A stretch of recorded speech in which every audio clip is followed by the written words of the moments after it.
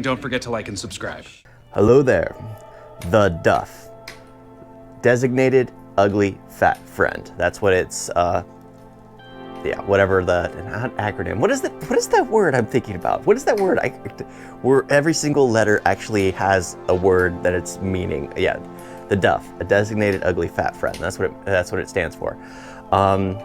Okay, this is actually a surprising movie for me because I wasn't actually expecting that, because it was like the Duff, and then it starts off where narration. I'm not a big fan of narration, but when it starts off, she's talking about introducing a girl, and then it's like, this is not me. Then introducing another one, this is not me. And then introducing herself, and it was like, this is me.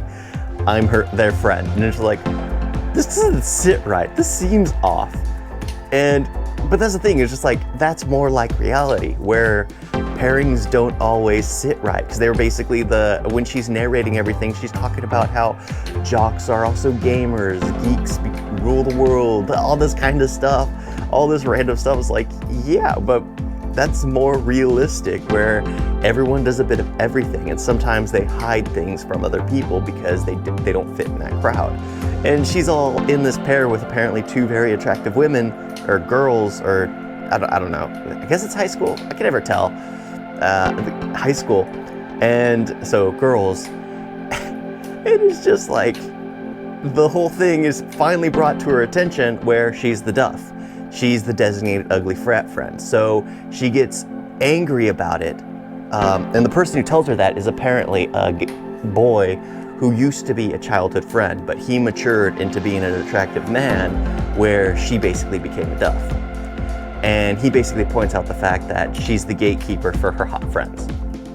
And then she kind of pushes her friends to the side and, yeah, tries to reinvent herself using her ex-old male friend. Not a boyfriend, never was a boyfriend, but an ex-old male friend to teach her to be more herself, more confident, more, yeah. And of course, when that happens, two people spend a lot of time together in movies, you already know what's gonna happen. They're gonna end up forming an attraction to one another. It's just how it happens. It's movie magic. They spend a lot of time on set together and they form an attraction in the script. Yeah. It would be strange if they actually did something like that and it didn't happen. I'm pretty sure there's at least one or two movies out there where they actually go, let's go against the norm, and actually switch it where it doesn't actually happen. But yeah, that's basically the story right there. I found it funny for the most part, because everything though is, except for the part where he's kind of recording her as she's getting dressed and trying on new clothing, and it's just like, why would she act that way? Who in their right minds would act that way? Especially knowing that someone's recording. And on top of that, you're in a public place. You're in a public place. Why would you do that?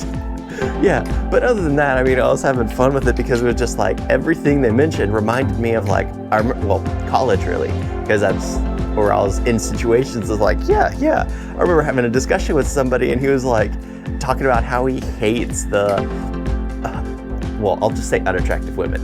It would be the Duff, I guess. He hates the Duff. And I was like, dude, why would you just not talk with them? Because no matter what, they'll have attractive friends. And he was just like, I never thought about that. That was before this movie even came out. Dang, I think I'm old. Actually, I don't know how old the movie is. I just had never seen it before. And yeah. But he's just like, I had fun. And it's like, yeah, this makes a lot of sense, because I had said stuff like this before. Because normally, women who are friends with a Duff tend to be nicer people, I'll say. Because people who, are just over the top and see themselves as the best and only want to surround themselves with the best, or at least attractive, tend to not be the best type of people. The ones who can actually get along with someone who's out of their norm tend to be the better type. At least that's my experience through, college at least. Yeah, not so much any other experience. I didn't actually go to high school or anything else medically incapable. Yeah, medical issues. Yeah, but it's just like, I enjoyed this movie because it was just fun to watch. It's a high school type thing. It's just like, so wild child, the Duff, what is it, 10 Things I Hate About You? 10 Things I Hate About You. Those are always fun. Yeah, I enjoy it. It's not so much pranking each other in this one, it's more just bullying. She's being bullied because since she's hanging out with her ex-male friend, as to coach her how to be herself and be more attractive and be more confident. Yeah, since her male friend is attractive, his ex is jealous that he is spending time with the Duff, that she's starting to, cyberbully and things like that.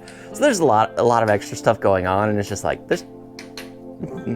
Yeah, I mean, the one scene that really did get me was the part where she needs solace, she needs comfort, and she goes to her special place, and the friend that she thought she had finally gotten back has betrayed her by taking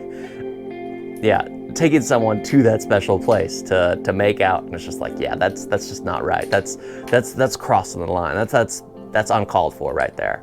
Even I was like, he deserves to get punished for that. He deserves to get punished for that act.